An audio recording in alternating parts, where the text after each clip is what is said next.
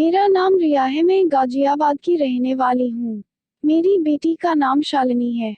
वह दिल्ली में रूम लेकर पढ़ती है। एक दिन शालिनी एक हफ्ते की छुट्टी लेकर घर आ गई। तभी शालिनी के बॉयफ्रेंड का फोन आता है।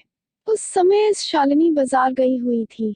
मैंने शालिनी के बॉयफ्रेंड से बात किया और कहने लगी, शालिनी अभी घर पर नहीं है, आप कौन बोल रहे हैं? वह शर्माते हुए बोला, आप कौन हो? उसने कहा, मैं शालिनी का दोस्त हूँ।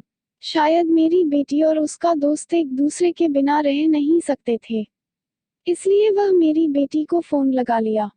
थोड़ी देर में शालिनी का दोस्त मेरे घर आ जाता है। मेरी उम्र लगभग 40 साल की थी। मैं देखने में मस्त लगती है। मेरे बगीचे के अनार के बड़े बड़े थे। मैं भी शालिनी के दोस्त से वो करना चाहती थी। मैंने अपनी बेटी के बॉयफ्रेंड से कहा, तुम मेरी बेटी को चाहते हो? उसने कहा, मैं आपकी बेटी को बहुत चाहता हूँ।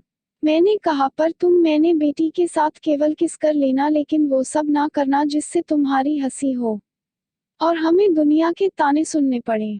जब उसने कहा, नहीं मैं ऐसा नहीं करूँगा। मैंने कहा, अगर करना भी अपना कुछ इंतजाम कर लेना, फिर कर लेना। उसने कहा, जब भी हम करते हैं हम सारी व्यवस्था से करते हैं, आप टेंशन मत लेना। अब मैं भी उससे डायरेक्ट नहीं कह सकती थी कि मुझे आपसे करवाना है।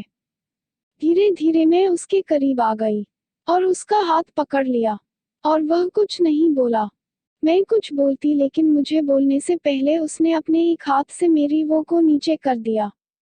अब मेरे दोनों अनार बगीचे से बाहर आ गए।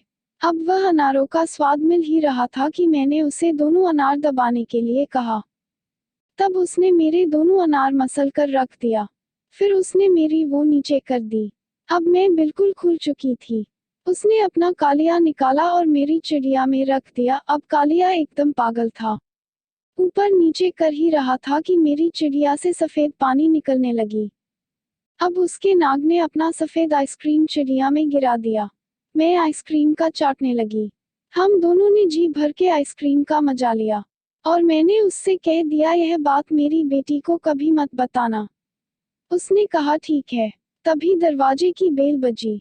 मैंने दरवाजा खोला। मेरी बेटी बाहर खड़ी थी।